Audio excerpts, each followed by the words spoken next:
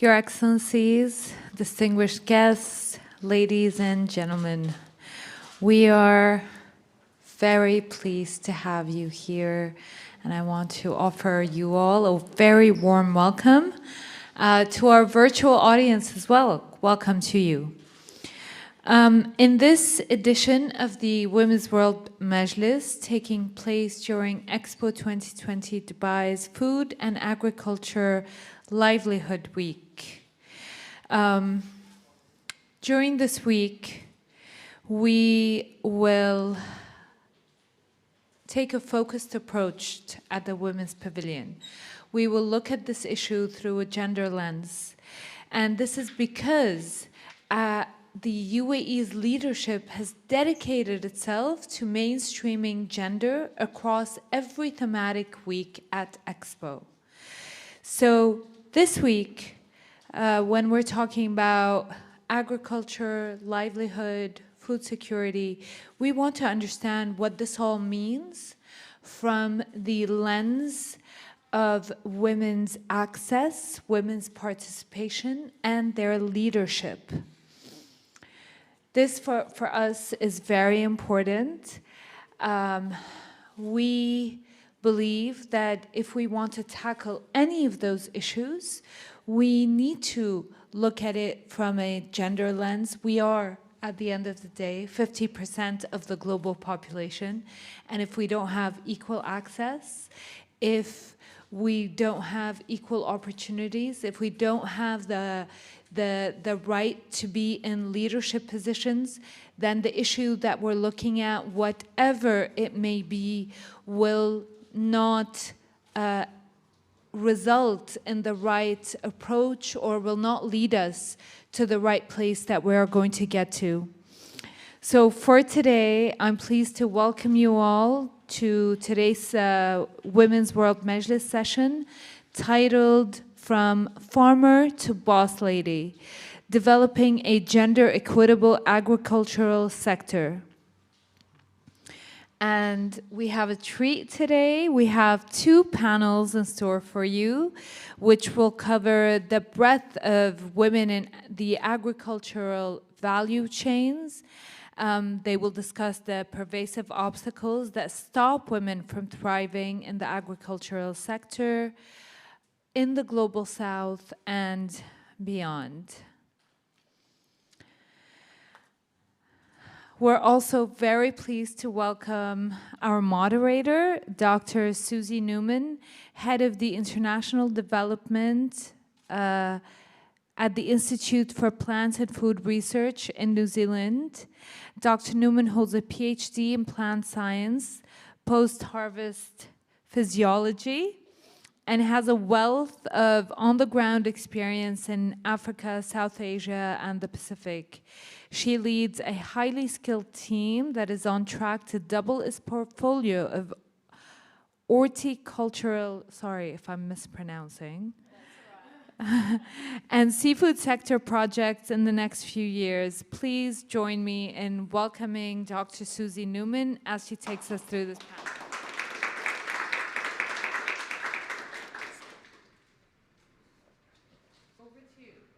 All right.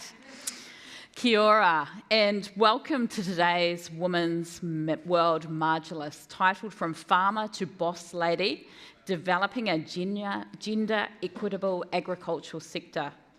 This event is brought to you by Expo 2020 and the Women's Pavilion in collaboration with the World Majlis program and the USA Pavilion. During the 9th theme week of Expo 2020 around food, agriculture, and livelihoods. I'm Susie Newman, Head of International Development at the Institute for Plant and Food Research New Zealand, and I will be your moderator for two great panels that we have today. I would like to welcome to the live audience that has joined us here at the Women's Pavilion, and to all of those watching via live stream. This week is all about growing food sustainably for the future demand. And here at the Women's Pavilion, we look to look at these issues through a gender lens. Since every topic today, from the SDGs to COP, should be including the female point of view and perspective to ensure equality and harmony around the world. This afternoon, we will be discussing developing a gender-equitable agricultural sector, and our first area of focus will be around the policies and actions we need to ensure women's role in the agriculture value chains. In our first panel, we have to my left, Jamie Bayer, Director, American Soybean Association, and a proud female Minnesota soybean farmer. Please welcome her. And joining us virtually from Italy, we have Lauren Phillips, Deputy Director, Inclusive Rural Transformation and Gender Equality at the UN Food and Agriculture Organization. And from the Philippines, Dr. Marie Lisa Darkani, the founding president of the Institute for Social Entrepreneurship in Asia. Okay, looks like we have our speakers online, so that's great. So welcome everyone. I would just like to start by giving each of the speakers 1 minute to introduce themselves, and it will be 1 minute, okay? 1 minute to introduce yourselves and really what you're hoping to get out of today too. My name is Jamie Bayer. My husband and I farm, like Susie said, in Minnesota in the US. And I wasn't active on the farm until about 7 or 8 years ago when I looked at my daughters and said, oh, I've got to get involved if they're going to get involved. So I'm new to farming. Everything I've learned, I've had to learn as an adult, which was pretty tough. So I'm excited to be here. Thanks, Jamie. And we might go to you, Lauren. Yes, good afternoon. I'm sorry to not be there in person. My name is Lauren Phillips, and I'm, as you mentioned, a Deputy Director on Inclusive Rural Transformation and Gender Equality at the FAO. I'm an expert in policy and economics, and I'm very happy to be here today to discuss how we can close the gap in women's productivity and incomes and entrepreneurship in agriculture. And Dr. Lisa. Yes, good afternoon. I'm Lisa Dakanay, and I'm the president of the Institute for Social Entrepreneurship in Asia. And I'd like to share with you some of the results of our action research involving women in agricultural value chains. We've developed a set of benchmarks and guidelines for transformational partnerships and women's economic empowerment in agricultural value chains, which we hope to share with you this afternoon. Thanks. Thank you. So we'll kick off now with the questions. So to begin, Jamie, tell us what has been done in your home state of Minnesota on your farm, and how can that represent what is being done in the USA? So I come from a pretty traditional story for U.S. farms where a family farms together. And I'm seeing big changes in that happening now, where our women and girls are able to be more involved. So, 20, 30 years ago, the job was very, muscle bound. It took a lot of mechanical prowess and just a lot of muscle to do the job. And in the U.S., so much of that has been taken over with technology. And we have more precise machines. We have 4 computers in our combine. And so there's just a really big opportunity there for people like my 3 daughters to fill that space, because it doesn't take the physical requirements that it once did. Okay. And Lauren, from an FAO point of view, what initiatives, policies and tools should be promoted in order to ensure gender equal access to agricultural ownership? Thank you. That's a really big question. Let me start by giving a little bit of background for people about the major gap that we still face in agriculture and women's access. So women are globally just less than 40% of agricultural labor, and in low-income countries where poverty and exclusion is increasingly concentrated, they make up almost 50% of agricultural labor. So it's really important to try to make sure that women who participate so heavily in the sector have equal access to all of the inputs, technology, market, land, human capital that they need to produce so that they can too be empowered like the farm that we're talking about in the United States. What kinds of policies can help to do this? We need a mix of policies that are national, of empowering women at the individual and community level, so to enhance their participation in processes. We need training.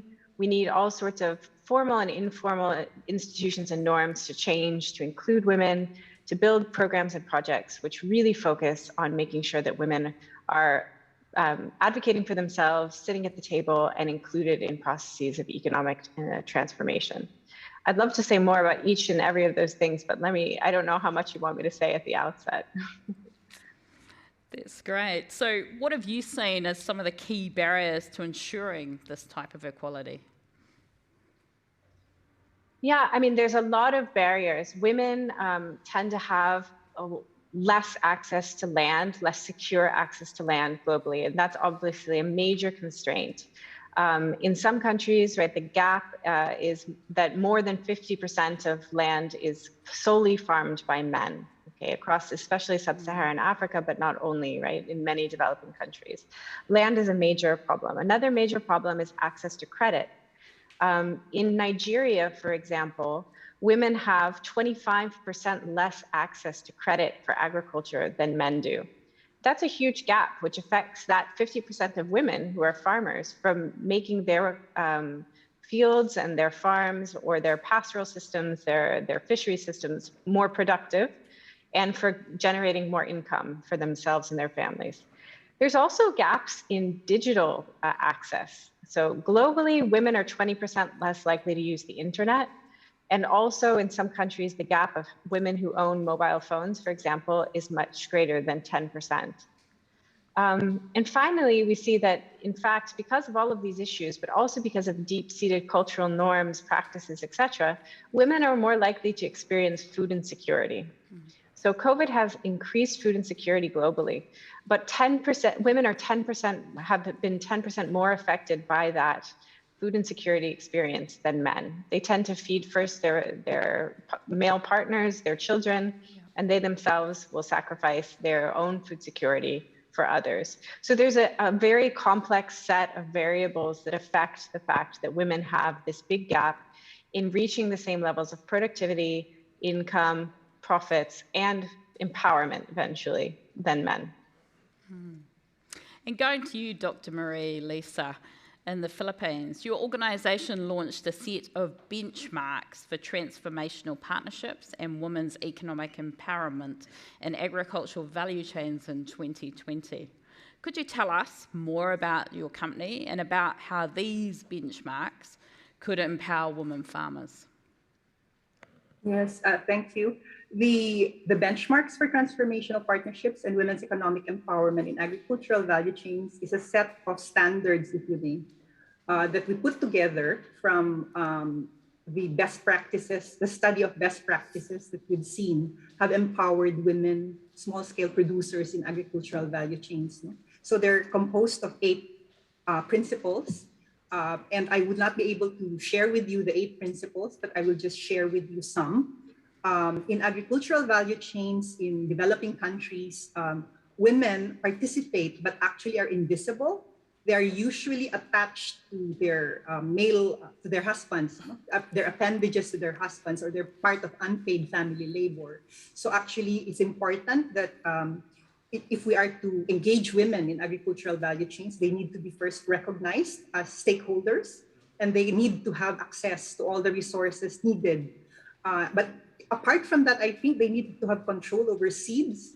I think that's a very important aspect of food security, because right now, what's available in the market are high value, are actually hybrid seeds that deteriorate in terms of quality over time. And access to these seeds is affected, of course, by global value chains that are disrupted, like during the pandemic. No? And women need to have control over seeds. They need to be seed growers themselves. No?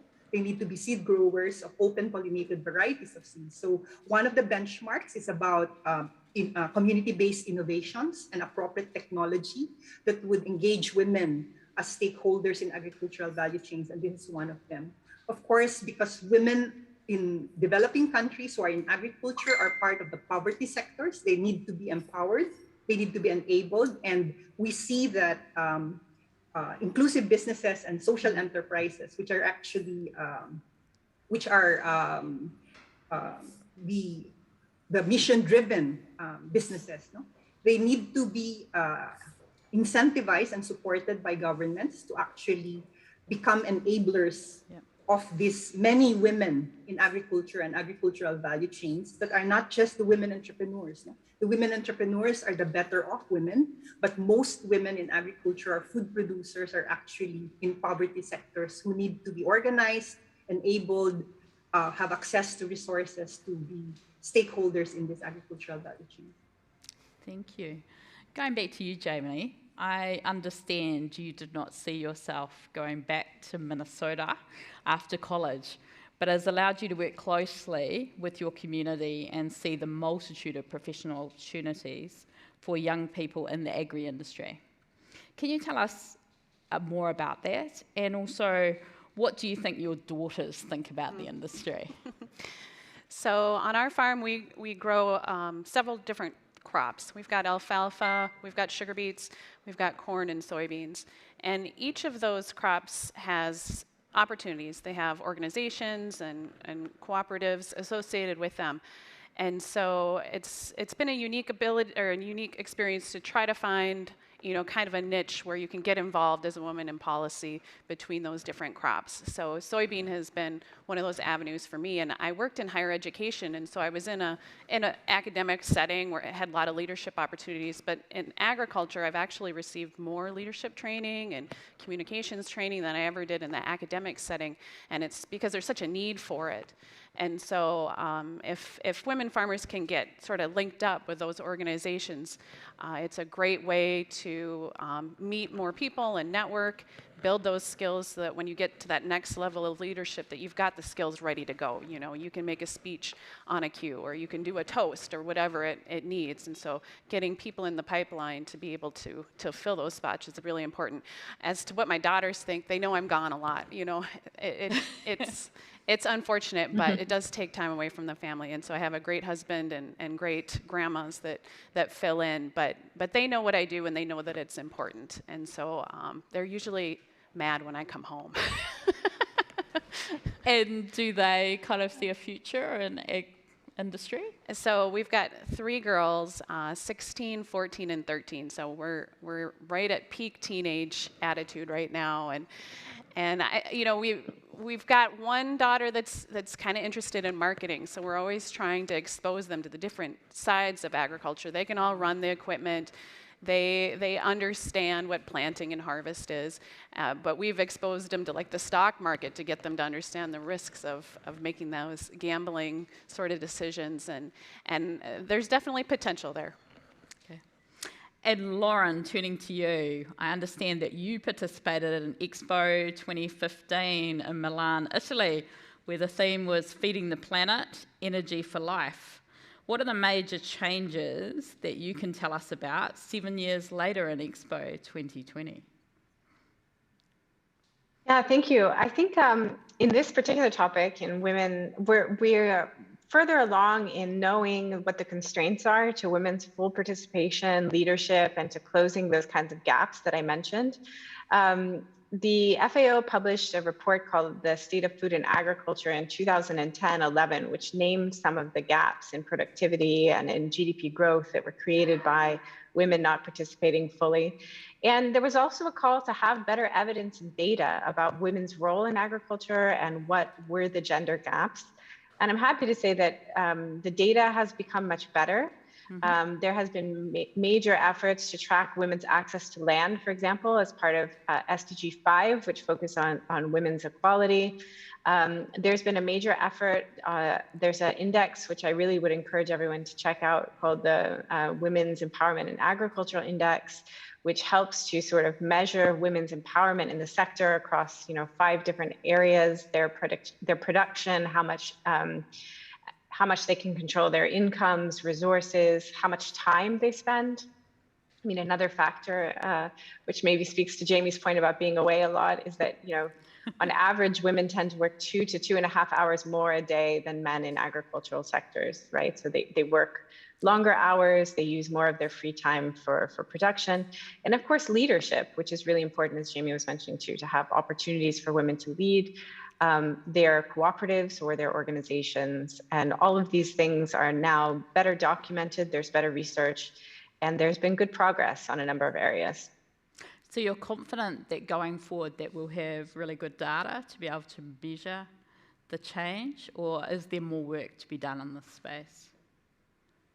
There's always more work to be done, but I think the data has improved a lot over the past decade. I'm sure that Lisa might agree on that. And that it's, it's giving us opportunities to dig down even further and to update those numbers so that we can have a very reliable estimate of just how much it would benefit the objectives of zero hunger and no poverty, to have women's full participation in agricultural processes globally. And Lisa, you are launching a set of transformational AVC guidelines during Women's Month this 2022. Could you briefly share how these guidelines could help governance in empowering women farmers? Yeah, so we have a set of benchmarks that we are offering to SMEs, or small and medium enterprises, and agricultural corporations that are actually wanting to be enablers of women's economic empowerment.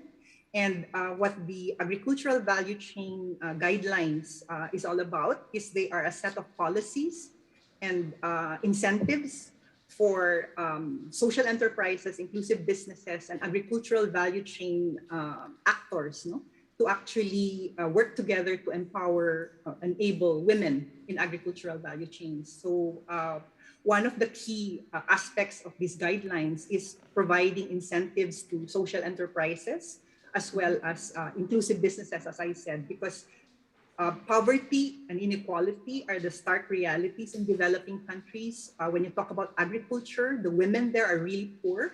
So there's a need for enabling institutions. Yeah. And in agricultural value chains, we see the big role of social enterprises and inclusive businesses. So we're happy that the ASEAN Secretariat is actually willing to work with us to try to look at the possibility of mainstreaming these guidelines in ASEAN.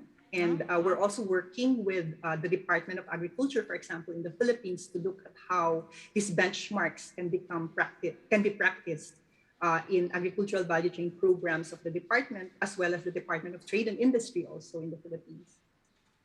That's great. Awesome. Well, all the best with that as you do that shortly. So I think I inserted this question into the text. So looking ahead, so this is for each of you, okay? So you're going first, Jamie, but then each of the other panelists will need to also answer this. So looking ahead, 7 years from now to 2030, what would we like to see in this sector? Like I said before, I see a lot of opportunity for women. I'd like to see, a little more flexibility in our organizations. I think that's kind of been brought up that as women, we naturally juggle a lot of priorities. And so making sure that we can tailor, organizations and participation to a wider variety so that we recognize when women are younger, they're juggling children. When they're older, they might be juggling parents, and to be able to fit that all together. I think with the technology we have such an asset for the next generation coming up. On our farm, we do a lot of stewardship and sustainability and do projects that help make our farm more resilient to climate change. And our daughters are going to inherit that infrastructure too. Okay, thank you. Now moving to you, Lauren. In 7 years' time, when we're running up against the deadline of the Sustainable Development Goals, which are, the SDGs for 2030, I think we'd love to see that we could make significant progress on, for example, SDG 2.3, which is about the incomes of smallholder farmers globally, and that we would see, right, that the gap between men and women on those metrics would be narrowing. It would also be great if we could narrow those metrics on food insecurity between men and women. I think that's a really important part to ensuring that we fulfill our obligations towards zero hunger by 2030. And finally, I mean, we'd love to see more movement on the land indicators, which make up part of SDG 5.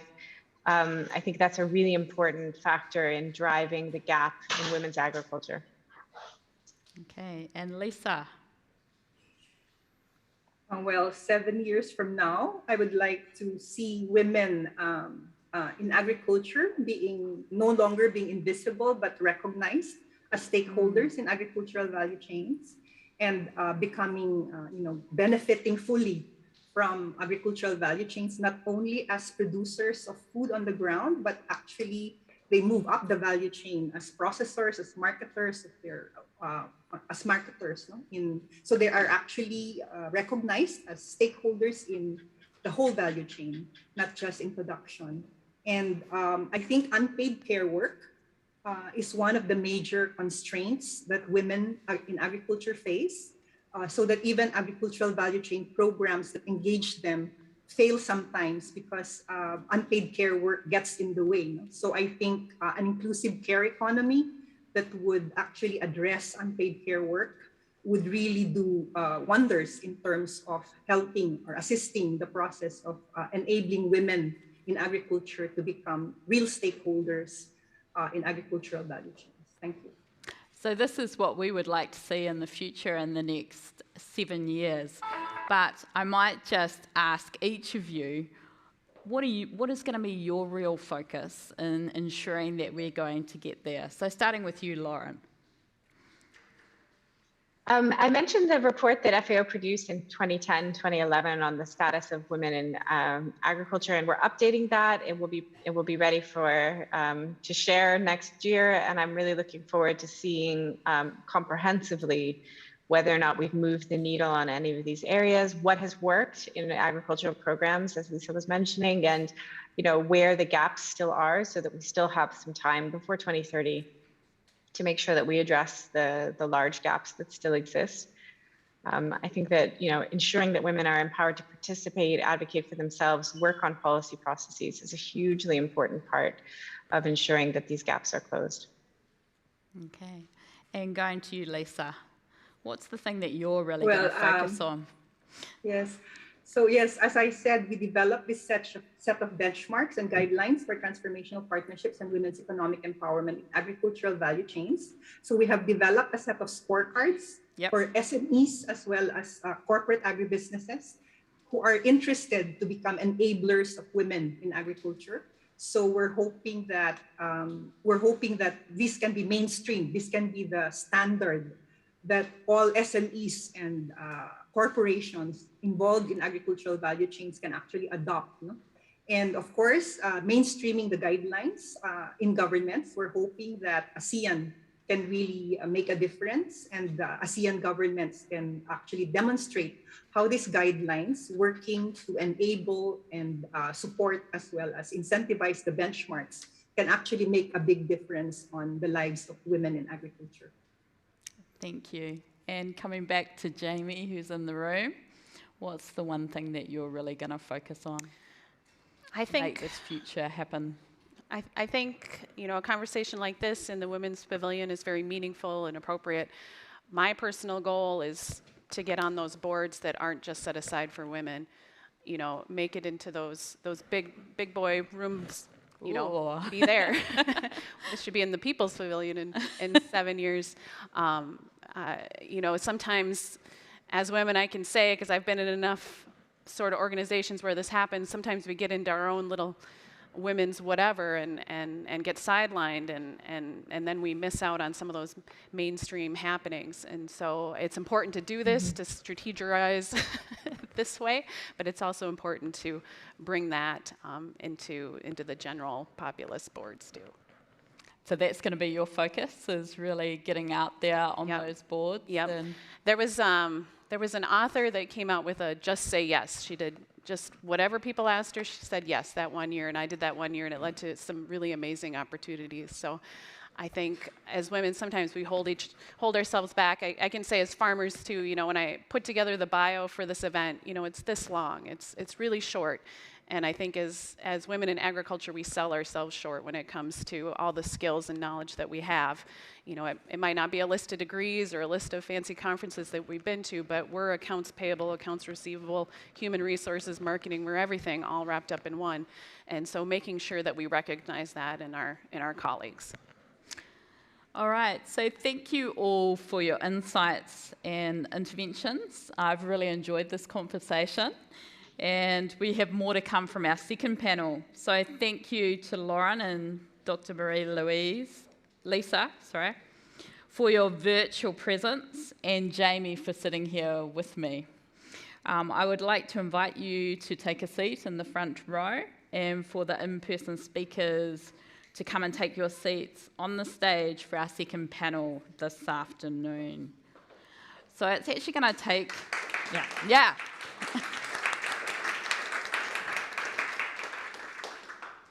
So I should say that we're holding questions until the end, but then you will be able to ask questions of both panels, okay? So if you have a burning question for panel one, just write it down so that they're ready to answer it. And it's just really great to be here. I've really enjoyed my time at Expo so far. Plant and Food Research actually had an exhibition called From This Land in the New Zealand Pavilion, which really told the stories of some of our projects, but through the lives of people in the value chain. And a lot of those people are women, and they're at every part of the value chain. So I hope that some of you got the opportunity to come and see the photographic exhibition, because it was just a really nice way of telling those stories. All right, so moving along, we'll be delving deeper in this conversation and hearing from some experts and trailblazers who are empowering female farmers on the front lines in the global south. This panel will focus on agribusiness, entrepreneurship, and most importantly, the issue of land ownership in smallholder farming. Our speakers for this panel are Dr. Varsha Bhagat Ganguly, sorry, I don't think I've got your name quite right, Professor from Nirma University, and Lal Bahadur May I just introduce myself to make your... Yeah. May I just help my... I just introduce myself, just to make your work a little easier. Okay, please introduce yourself. Thank you. Yeah. Thank you. I'm Varsha, and I work as a professor at Nirma University, but I have been working on land rights and land issues for more than 3 decades, and as far as women land rights are concerned, I get energy and experience and exposure more from state level network that is working on women's land rights. Also a group, national level network, which is called Maqam, and I'm also a member of advisory group member of Womanity Foundation, which is a philanthropic organization and has just started Women Land Rights Initiative. And that's how I am a kind of mix of research action and advocacy and academics. Thank you. Thank you, Dr. Varsha. And Elizabeth Nsimadala, is that right? Yes. The President of the Eastern African Farmers Federation and currently the Director in charge of Women's Affairs and immediate past President at the Pan-African Farmers Organization. Would you like to introduce yourself? Yeah. Okay, yeah, thank you so much. As already introduced, I'm Elizabeth Nsimadala. I'm a farmer and an agripreneur. The recently re-elected president of the Eastern Africa Farmers Federation and current director in charge of women affairs, but also immediate past president at the Pan-Africa Farmers Organization. which is a continental body in 50 countries of Africa, representing over 80 million smallholder farmers on the continent. And I've also been part of the advisory committee for UN Food Systems Summit, but I also serve on a number of committees, the EU Cooperation on Agriculture, sit on the board of Forum for Agricultural Research in Africa, and many other committees. Glad to be part of the discussions. Welcome, Elizabeth. Thank you. And joining us virtually is Sylvia Cruz Vargas, Director of International Programs for Pepsico Foundation, the philanthropic arm of Pepsico. Would you like to just tell us a little bit about what you do? Of course, good morning, good afternoon, and good evening to the audience, to everyone joining virtually, and to this team panelists. My name is Sylvia Cruz Vargas. I am the Director of International Programs at the Pepsico Foundation. I am a citizen of Colombia and always close to the topic of farming, especially smallholder farming, since I was born in a rural town in the northeast of Colombia and come from a farming family.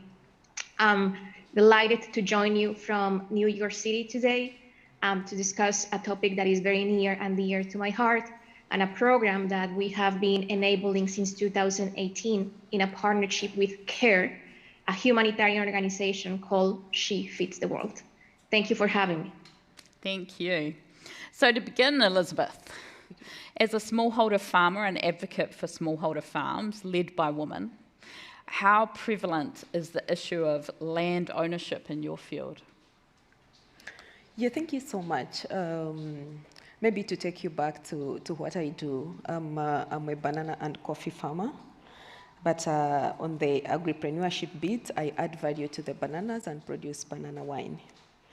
And the issue of land ownership, when you look at the Africa perspective, and most especially Uganda as a country where I come from, but also the Eastern Africa region, it's a serious issue, and I believe it cuts across the different continents. Because you're aware that the population growth population is growing every minute. So there has been a lot of pressure on the land, but also when it comes to the cultural aspect, where traditionally women are not, I would say are not supposed to own land. That is the connotation, but of course slowly changing. So it's been a very, very big challenge for women and young girls to have access to land. We've seen this changing a bit, of course, with more women emancipation and more awareness creation in terms of access to land. But again, there's a lot that needs to be done to make sure that this becomes a reality. Quite often, it is on paper. So many policies supporting women access to land. But when it comes to the land tenure systems, they really, again, don't offer that opportunity to women. Most of the land is customary owned. We have private-owned land, the tenancy land, and also the state-owned land. So maybe among the land tenure system, what offers an opportunity to women is the tenancy, where women can rent land. But when it comes to ownership, it becomes a challenge, because under customary, you realize that land is a men's issue, and men quite often don't want to give an opportunity and rights to women to be able to own land. We have a few cases, like countries like Rwanda, that has consolidated land and offered opportunity to women to own land. But others, some other countries are still struggling. It also comes back to the education of women, where women have attained some level of education, and then they're able to earn and able to acquire land. The other aspect is on the registration, land registration, and titling of the land, where, for example, most of land in Africa is not titled. We have countries, again, like Rwanda, that have gone ahead to do digitization, which is a plus. And I think we need to really appreciate such countries. Again, countries in the region like Kenya are also on the course of doing this. But in the EAC region, we don't see this happening across the other countries. And I think which also should be good cases for other countries to learn from and make sure that with title deeds, then women are empowered to even have access to credit. You heard from the previous panel that part of the challenges that women have is access to credit. And with traditional financing, you can never access credit unless you have security, which is in form of a title. So it would be one way of empowering women and young girls to have access to credit. Thank you. So it sounds to me like change is happening at different speeds across Africa. Is that? Yeah. Depending on the policies that are in place and the practices, would that? Yeah, it's true. And also I would say at farmers' organization level, there's a lot that we are working on. At some point, we had a common position to the East Africa community as Eastern Africa Farmers Federation, which was on land access by multinationals. Because you realize that in the region and on the continent, most of the policies favor multinationals at the expense of the local population, where, for example, they have access to, what I would call commercial land, and then the locals have access to customary land. So with the commercial lease, they're able to access financing, while the local population with ownership, customarily, the land is not registered, they don't have titles, so they can't access land. But also at continental level, we've been implementing a program that has been supported by International Land Coalition under the community-based initiative that has also been looking at issues and challenges faced by women in Africa. And you recall that the International Land Coalition also mobilized most of our stakeholders to make sure that we advocate for the UN Decade of Family Farming, which of course puts women and girls as a priority to make sure that they have access to land in Africa. So there are so many initiatives at the private sector level, at the farm organization level, but also at government level. So it's it's something that we have to collectively address and work together as partners to make sure that we support women and girls to have access to land. Thank you. Thank you. So moving continents and going to you, Dr. Varsha, you've written books on land rights and women's positionality in land ownership. What do you see as the future of women's land rights, specifically for small and marginal women and farmers? Until now, the women land rights, when we talk about women land rights, there are 4 or 5 common strategies that we know of, and they are usually like, women get inheritance and access to, their entitlement through inheritance and succession. And also like when state scheme for redistribution, women get land, part of that. And of course, the customary norms and practices. What I feel is that especially small and marginal women farmers, we need to go for newly developed strategies and approaches. And specifically like right now, the way state and market in India and also in South Asian region, the way they are getting into a nexus and promoting corporate farming, I feel that women coalitions and women collectives should go for group farming or collective farming. And we also move out this way to private land to public land. And therefore, using common lands and public lands through group farming is another big avenue that, that is for women land rights to be ensured. Second thing I feel is that women need to, so in continuation to collective farming, I feel that women need to learn for land leasing. And not just land leasing in or out, but women should have both, because we are talking about large number of women agriculturists, agriculture laborers. But because they do not have the skill to land leasing, you know, if that definitely makes a difference. And that's another big avenue for women's land rights that we can capture, of course. And the third thing I feel is the SDG are the goals for institutionalizing many other things which have many visions that have not been sort of spelled out or been materialized. I think that's another platform through which we can expand women's land right regime. And I may come to later as part of SDGs when we talk about that. So beyond ownership of private agricultural land, what are the other scope and avenues for women's land rights and agriculture?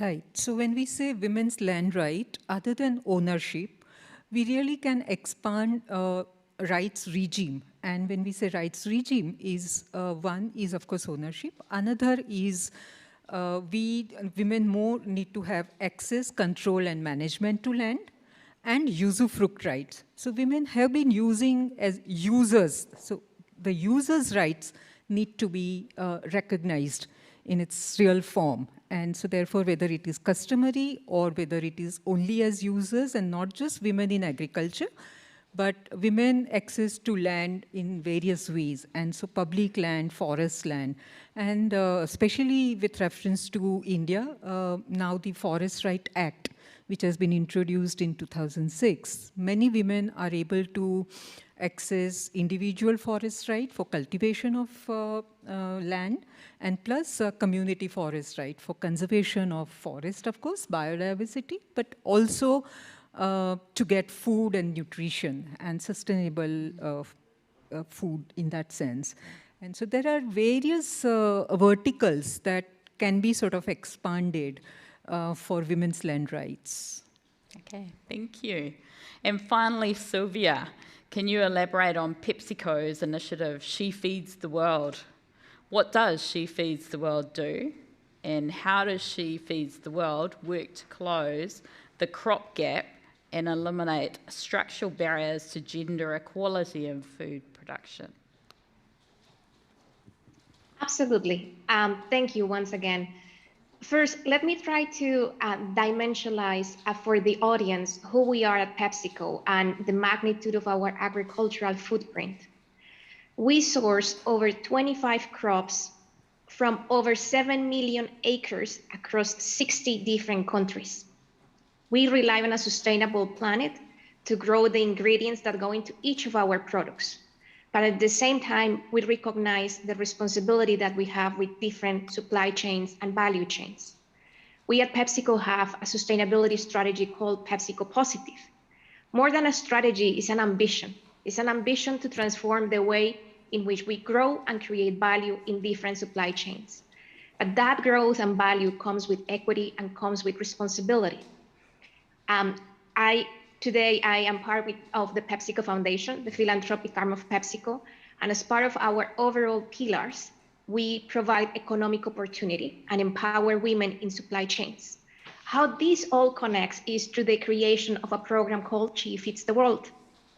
And as you all can imagine, She Feeds the World is about her, the farmer, the female farmer that is mostly a smallholder farmer located in different geographies across the world. What we're looking forward to do with She Feeds the World is to create opportunity for women to come together, access training to agricultural extensions, markets, finances, cooperatives, and markets in a way that we can open possibilities for her, her family, and her children. Most importantly, to ensure that we, as part of this collective today, we can raise her profile and raise awareness about her role to close the gap in agriculture. In the previous panel, we heard tremendous statistics about the states of food insecurity, the states of poverty, the states of hunger. But we also know that if women farmers will have the same resources, than their male counterparts do. Their crop and yield will increase by 20 or 30%. And some statistics also showcase that we could close food insecurity by 100 million people around the globe. What She Feeds the World does is enable female farmers, their families, their children to find better outcomes when it comes to crop and yield, when it comes to access to market, when it comes to finances, but also thinking about the new era, the new generation of farmers, as we heard from the previous panelists. How can we create e-commerce towards these particular farmers that are dispersed in rural communities? And how can we help them pivot from a world that has been constrained by COVID-19 to a world where positivity and inequality exist? So where have you found this to be successful? Many places around the globe. Currently, we have 3 major programs running in Uganda, Egypt, and Peru. But if I may touch very briefly in the context of the last one, which is in South America. Peru was one of the countries that was that has the strongest curfew coming out of COVID, and we couldn't access our farmers via the original training that we set forward in 2018 and 2019. And we found that by moving towards virtual methodologies, we were training these women in more ways than we believe and recognized. As you know, there are many ways in which smallholder farmers use their phones, and one of which in South America is highly common is through the use of WhatsApp technology. So we rely on WhatsApp to provide the trainings that they needed to create a marketing stream that was entirely virtual and create an e-commerce platform through which they were selling their produce over the course of 2 years. Today, we're very proud to say that in partnership with CARE, we have reached over 700,000 women and their families across these 3 markets, and we're expanding the program to Southeast Asia, to Vietnam and Thailand, in Sub-Saharan Africa, as well as in Europe. That's fantastic. So how does She Feeds the World work to make sure that women no longer eat least and eat last, which is something the panel was actually talking about before we came on stage? Absolutely. So one of the most important components of She Feeds the World is to ensure that she is empowered and that she gains back that power that at a point in time she gave away, whether it was by virtue of sharing that power with the male counterpart or sharing that power with society.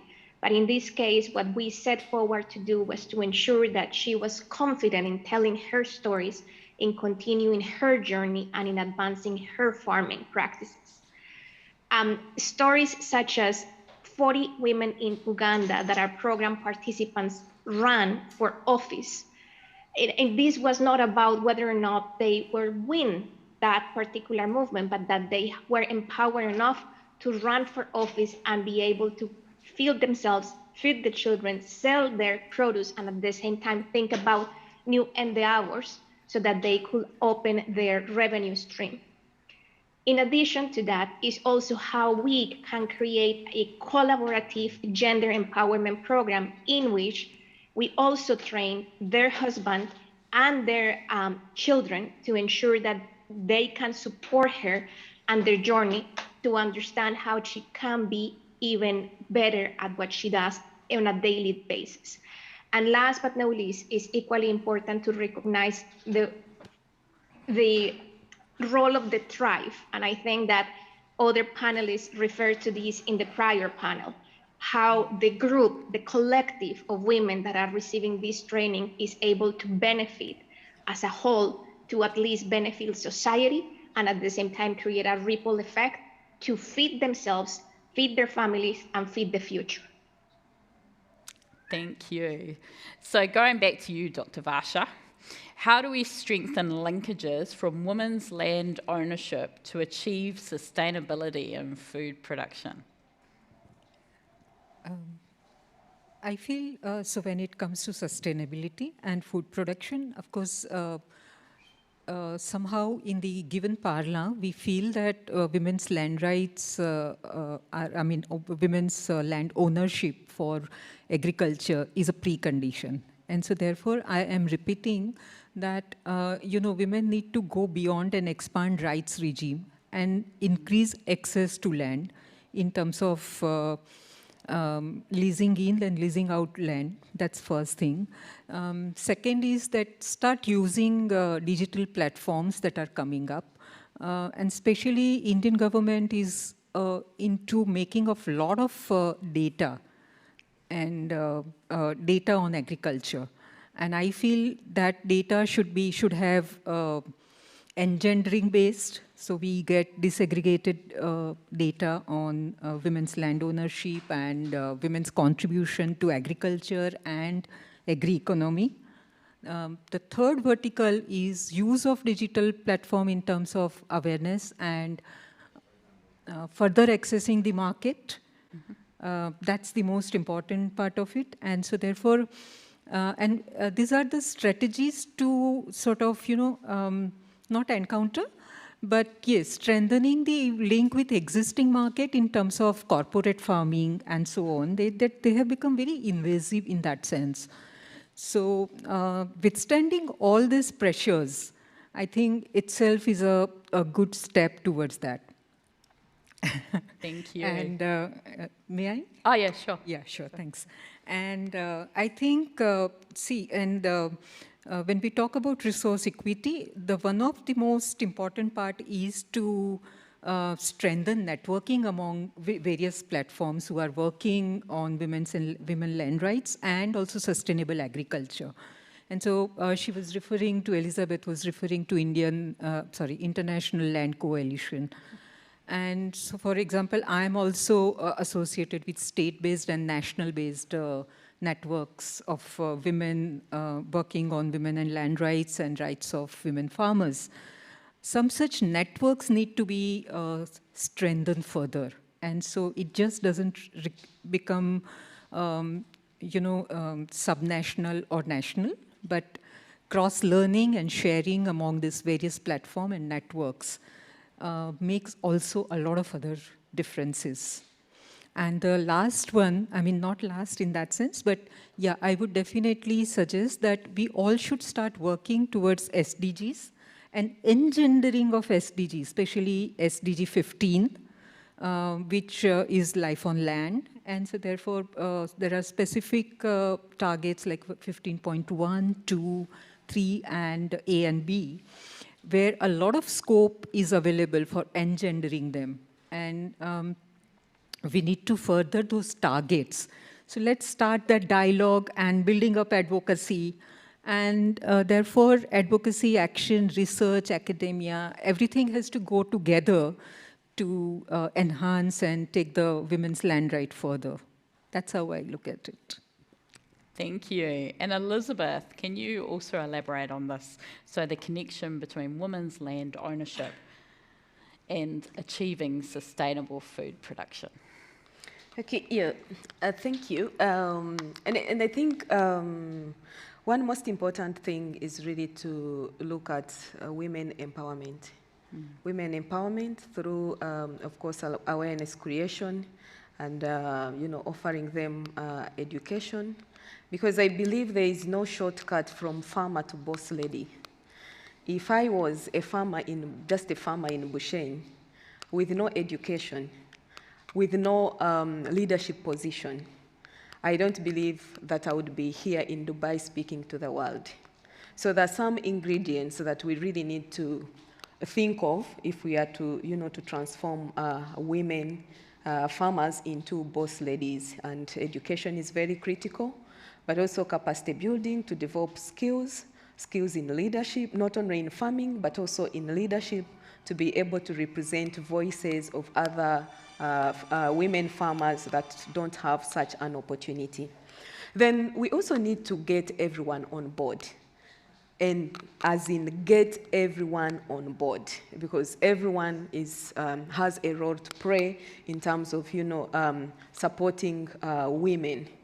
On this, I'm looking at different actors. For example, the political space, where these are, of course, our policymakers. But at the end of it all, when they make these policies, the implementation is supposed to be done by we, the population, the women, and the men down there in the communities. So everyone has to get everything right, that these policies are there to facilitate women access, for example, to land. But where they are not respected, what is the repercussion? And I think this is where also the law needs to bite in instances where they are not well implemented, or to the culprits who are not able to implement such. Then also, I think Dr. mentioned the role of civil society organization, the role of farmers organizations, and learning from the experience that we go through. These, for example, national level farmers organization, regional, continental, and the global ones, they are very close to the hearts of women. We are the organizations that work on a day-to-day basis with women. We understand the challenges they go through on a daily basis. So by supporting farmers' organizations, cooperatives, and associations, then you're sure that they are able to reach thousands and millions of women out there. The other aspect is on investments, especially targeted investments to support women, where, for example, if they are not able to access financing because of lack of security, can we have innovations? Yep. Where, for example, women can borrow money using their mobile phones, where we are able to do, to take stock of, for example, their produce for the last, let's say, 2 years, and we can use that as security to be able to access loans. Lastly is IT and digitization, innovation and digitization. We can't run away from that. We need to know where our farmers are, what they are producing, and the quantities they are able to produce. We need to build a database of our farmers. This is what we are doing under the e-Granary initiative, which is a virtual aggregation of farmers, and we are able to use that to aggregate their demand for inputs that they need, to aggregate their demand for services. We are able to offer services like e-extension, a mix of e-extension and physical extension, and we are able to understand what they are able to produce and use that information to secure for them forward contracts that comes with a floor price for what they are producing. Thank you. So I'd just like to unpack a little bit more about, you said we need to get everyone on board. So who is the everyone, and how do you actually achieve that? Yeah, everyone is me and you, and everyone in the house. Of course, starting from the family, for example, because we know women, in most cases, they get land from either it is from their spouse, or it is from their parents, or it is a share from their brothers, for example. That is in terms of access and ownership. But at national level, we also have policies. We have policymakers, the parliamentarians, the ministers who are in charge of different ministries of land. We have civil society actors, like International Land Coalition, like our farmers' organizations, that play a role in making sure that they beat the drum loudly so that everyone can hear. Then we have police, for example, that does, implementation of some of these. Is it implementation anyway? I don't know. Regulation. The regulation, making sure that the regulation is respected. So we have, for example, the law society that handles cases to do with women rights to land. Then women also need to understand their rights when it comes to access to land, when it comes to, let's say, if these rights are denied, where do they go? They need to be empowered with such kind of, of education. We have religious leaders also that need to preach on, for example, women empowerment, husbands respecting their wives. So I see this as a collective action where everyone has really a role to play without any borders. I would just like to add two more specifically in addition to her list. One is the lawyer community, because land belong to the state is the usual idea, and sovereignty of state prevails.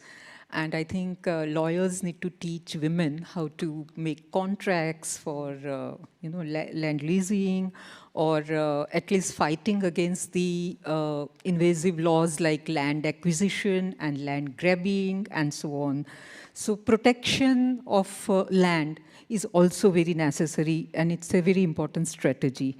And another is the philanthropic organizations and donor agencies, who really have to think now about women's land rights and land-based initiatives and livelihood, sustainable livelihood. And there's a wide scope for it. So let's be innovative, and these are two more in addition to her list. Yeah, in fact, she has reminded me one thing.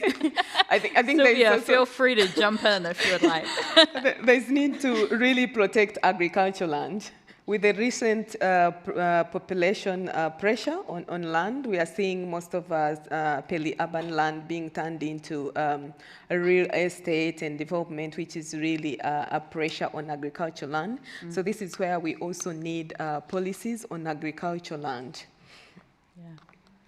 Anything to add, I would just Sylvia? like to add. Yep. Absolutely, thank you. And what a wonderful discussion.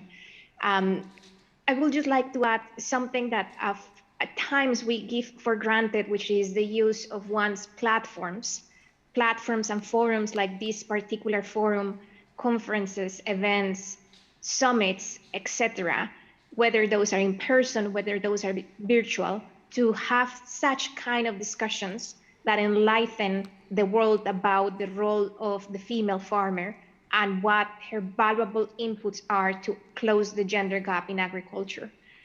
So I would just like to echo the thoughts that the panelists have shared today, without forgetting that in each one of the opportunities we have to continue to raise awareness, to continue helping her being less invisible.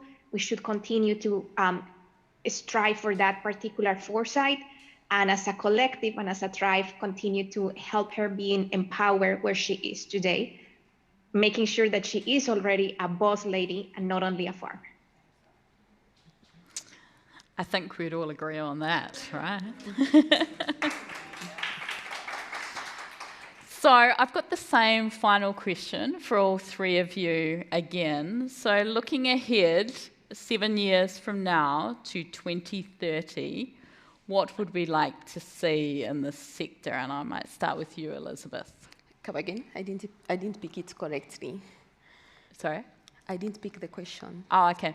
So if we look ahead 7 years from now to 2030, what would you like to see change in the sector? Yeah, I think I would like to see 50-50 access to ownership, access to land and ownership by women. I would like to see policies that are well implemented, targeting, of course, women empowerment, a shift in just the rhetoric into action, where everyone is held accountable and everyone is able to act. Okay, and Dr. Varsha? To me, resource equity is the key word. And for whatever we need to do is like women's land rights have to be on the grounds of resource equity. And so therefore, a lot of things to be done, of course. Institutionalism to be taken care of is the first thing. And of course, various actors and players that we mentioned should be coming along with all this. And I feel two major challenges. One is in neoliberal era that we are talking about is, most governments have decided to go more for industrial economy rather than agriculture-based economy. And so that's a bigger challenge. So we all learn to deal with those kind of things because they either come in form of legal reforms or they come in terms of market-state nexus. And so therefore, we really need to be very innovative and yet very succinct about it so that we ensure resource equity, basically, yeah. Okay, and Sylvia, to you.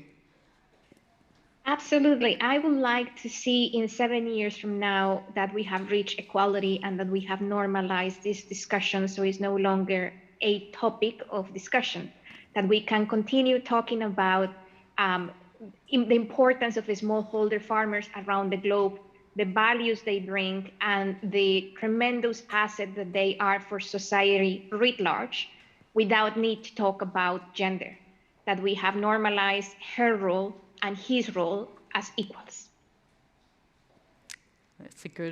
I think that's a good end there, because I'm really keen to actually open up the floor to questions, because I think we've had a really enthralling discussion over the last hour or so. And so I'm just wondering if there is some questions from the floor, and you can address them to either panel. I think, Dr. Newman, you should be sort of expressing what is your will. And you are so knowledgeable and you have contributed to this talk so much. The panelists are turning on the moderator now.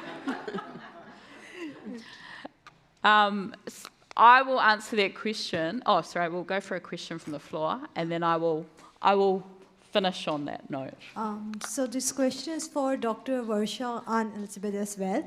I was wondering, do you think land rights could impact women empowerment and gender equality beyond agriculture and economics? And for example, women violence, violence against women. If a woman owns a land, do you think the dynamics will change in the household and it will decrease violence against women? Tremendously. Having resource rights, and so that impact every part of life, not just violence and not just empowerment, but it given women a sense of living. And, so it doesn't turn only into, for example, if I take women's movements analogy, it's not just the bodily protection that it is talking about, it's just, it's decision-making and participation in every sphere of life, and that makes a lot of difference. And so when I say resource equity, equity includes equality. And so having this resource right, especially land is such a resource that it brings in, that has a tremendous rolling impact over all these sectors and all these concerns for women's better lives. Yeah, I think Doctor has really well addressed the questions. I would give the time maybe for more questions instead of repeating exactly what she has said. All right. Yeah. Are you happy with the answer? Yes. Okay. That's great. Anyone else with a question? Yes. Hi, so I have a question perhaps for our three speakers that are physically here, so including Jamie that's with us. For those who have been able to see some of Expo and see what's happening during Food Week here, and I think there's a great mention of, I love what's happening at the Women's Pavilion, but also the People's Pavilion. What has inspired you here at Expo and being able to bring this conversation to the global stage? Elizabeth, shall we start with you? What is inspiring? What's inspired you at Expo? Oh, okay. Yeah. To bring this to the world stage, yeah. Yeah. No. I think this has not been a discussion for the past years. We've been struggling to make sure that everyone gets to understand that you cannot talk about agriculture, you cannot talk about food without putting farmers at the center. So I'm happy that there is this paradigm shift in the discussions, and everyone now respects the contribution and the value of farmers as the constituency that gives them life every day. And this has really come out throughout the discussions at the Expo this week. Yeah. I even mentioned that in my talk today, so get a tick from you. All right, Jamie, we'll move to you. My husband and I toured the Finland exhibit, and it was exciting to see the vertical farming there. If you went through, you noticed the plants were pretty sick. Farmers would notice this.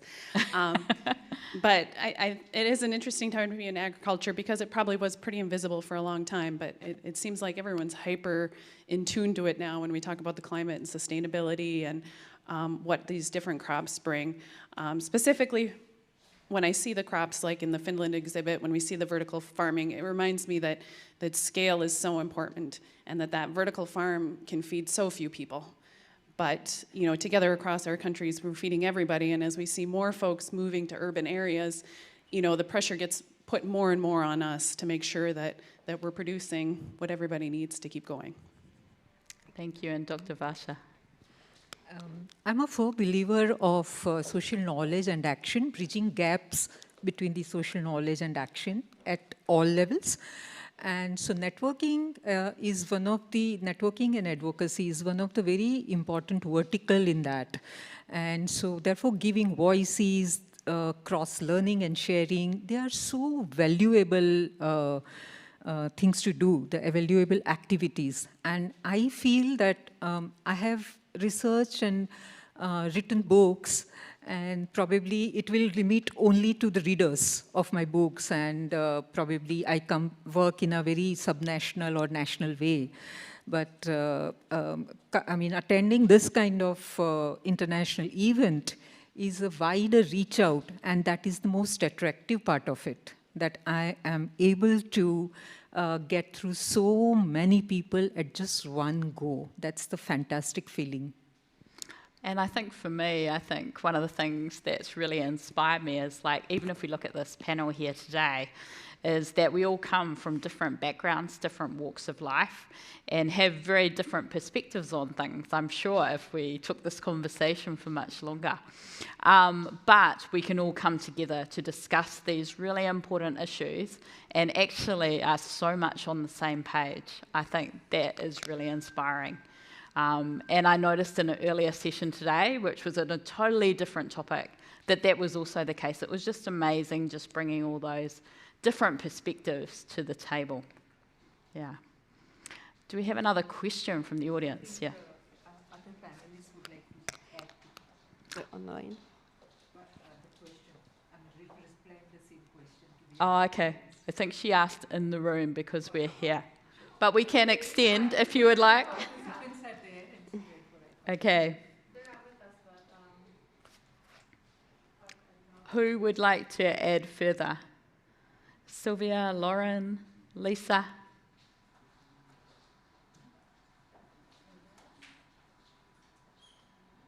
No? All right. We'll go to the next question. Thank you. I think it's also very interesting to look at climate change through a gendered lens, and especially the impact that it has on food production, and how that impact also disproportionately affect women and smallholders. I was wondering whether in some of your communities and projects you can give us examples of the way that you already see some of those negative impacts being disproportionately borne by women, but also whether there is a gender aspect to the way farmers and smallholders approach mitigations, and how they can try to better protect their livelihoods in the future. Thank you. Elizabeth, would you like to start on that one? Okay, let me try to respond. Okay, so one most important thing that we need to take note is that agriculture has been part of our life, and especially women. And for quite some time, we know well how to farm nature.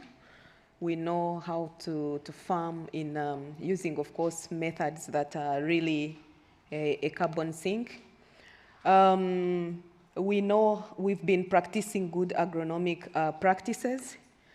We've been practicing our agriculture sustainably. But of course, having said that, does not mean that we've not been affected by climate change. When you look at most of women are into what I would call, for example, food crops, or maybe short maturing crops. And with these short maturing crops, this is where we've had a lot of effect of climate change. For example, we have, let's say, heavy rains. When they come, then crops are washed away. We have, let's say, drought. When it comes, it's these crops, the legumes, the cereals that are heavily affected. When you compare the effect of, let's say, the food crops and the short maturing crops with the cash crops, of which cash crops are usually seen as main crops. Let's talk of, for example, coffee, of tea, of those such kind of crops. So we've seen this, and women, of course, as the gender that is reliant on these short maturing crops, has been heavily affected. And but again, we've come up with some of the adaptation measures where we are able to train them in, for example, climate smart agriculture, where we are able to train them, for example, to have contours within their fields, let's say, plant boundary trees that can, let's say, protect the fields from winds. We've tried to, build their capacity in terms of new pests and diseases. We've seen the occurrence of these, like the fall armyworm lately within the East Africa region. So we've tried, to create awareness on some of these pests and diseases that come as a result of climate change. Thank you, I don't know whether I've tried to address your question. Thank you, Elizabeth. We might move to you, Lauren, for a perspective on this. Yes, thank you very much. Elizabeth gave a great answer, but I would just add, of course, that the people who are most vulnerable to climate change affects all of us, of course, but are often those who are poorest, where we saw that there are more women participating in agriculture because they have fewer buffers, right, to protect themselves from climate variability, rain, drought, the kinds of things that Elizabeth was mentioning. And so often, because women are at a disadvantage for access to the kinds of technology, inputs, seeds, fertilizers that we mentioned, they might not also have access to climate-resistant seeds or kinds of technology that could help both adapt to climate change and mitigate against its impacts.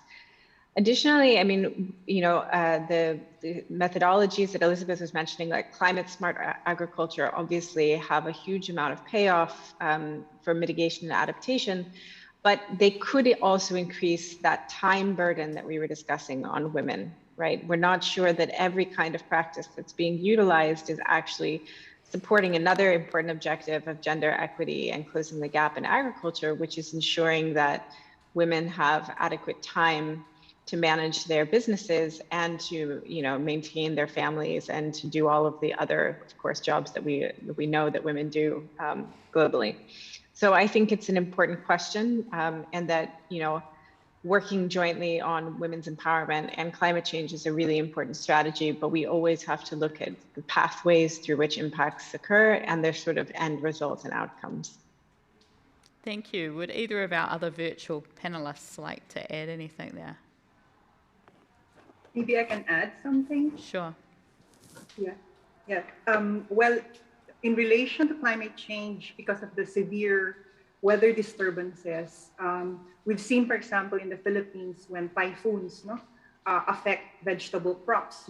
So one of the things that, because women are actually, the community-based seed banks of women are actually being affected, so that I think one of the strategies that we've actually started to look at is institution-based seed banks that would support community-based seed banks of women. So I think these are some of the ways that we have adapted to these kinds of impacts of climate change.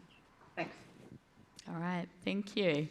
Do we have any other questions from the audience? May I add sorry. Thank yes, you. Sure. No, Go. because I'm not actually from agriculture, but what I've learned from working with women farmers, there are 3 institutional things that we can do. One is the encashing on women's traditional knowledge.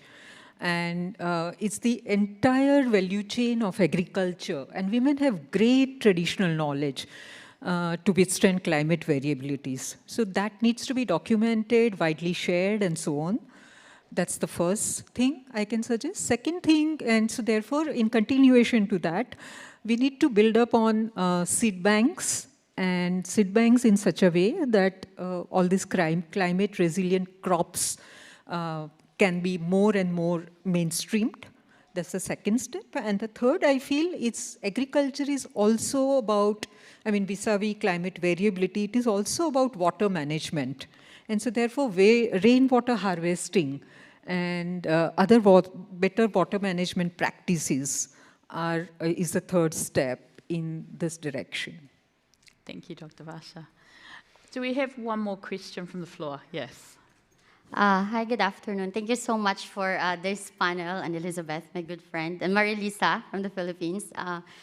My question is, how do we encourage more male allies in the farming communities? Because, you know, as we work a lot with women, we don't want to put the men on the side, right? Because I work with women farmers in the Philippines, and usually it's very powerful to encourage and educate also the husbands that these are the opportunities that we are unlocking to your wives when they are included in all the things that we're doing, right? So how do we encourage more male allies?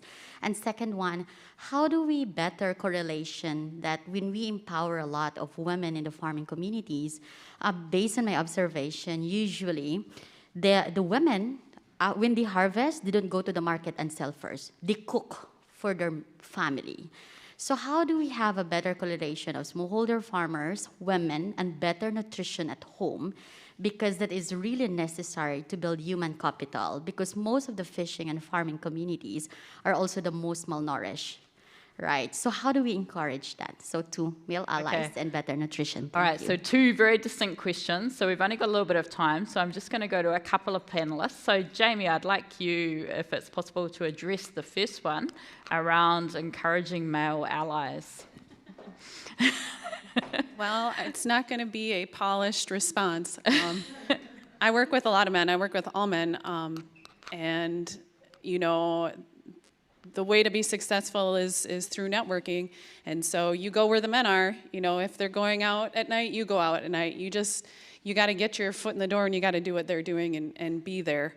It's easier to hide, but I find that if you invest the time and if you've got something interesting to say, there's always people that are going to listen.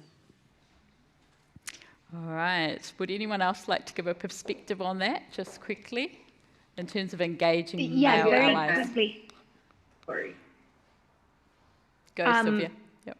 Absolutely. I think that what the former panelists just said is excellent, but it's also about including them on the different trainings that programs have available for women.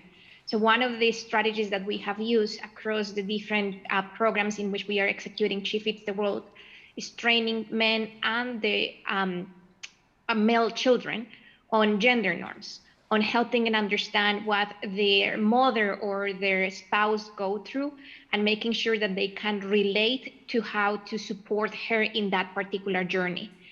Most likely than not, in developing countries, in developing economies, they are not going to see those barriers by themselves.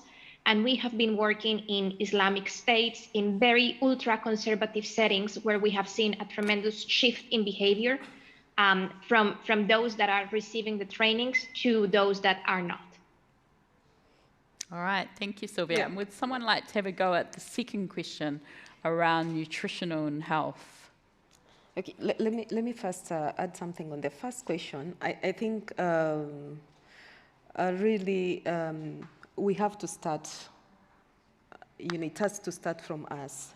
If we are to have that equality that we are longing for, it has to start with us and start within our families, the nucleus of our families. We used to have this saying that charity begins at home, but in most cases you'll find that even within our families, we have, you know, roles differentiation, where such roles are for girls, then the other roles are for boys. Then even when it comes, let's say, to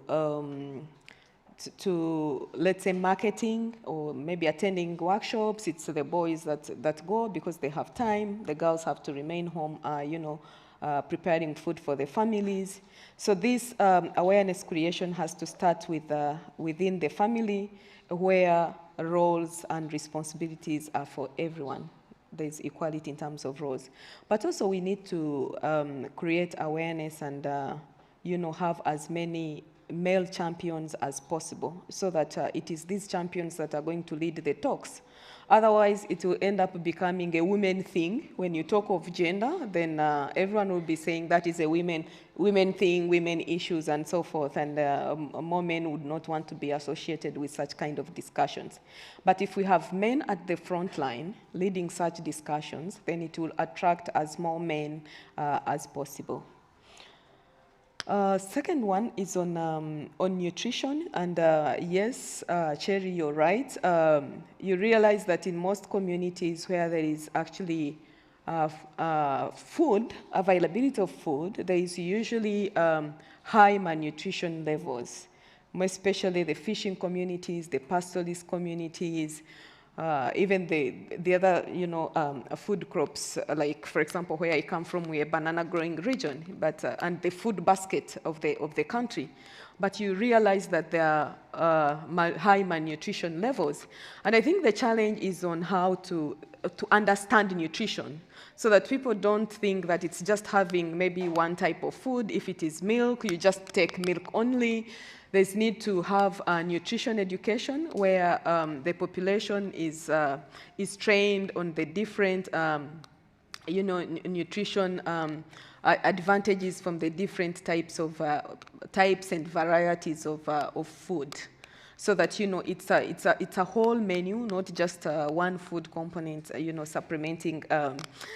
Not just feeding on one type of food. I'm sorry, I'm not a nutritionist, but I think that would be my submission, that people need to understand what each food variety contributes to nutrition. Thank you. All right, thank you, Elizabeth. We're actually going to have to leave it there, but I think we've had a really rich discussion today.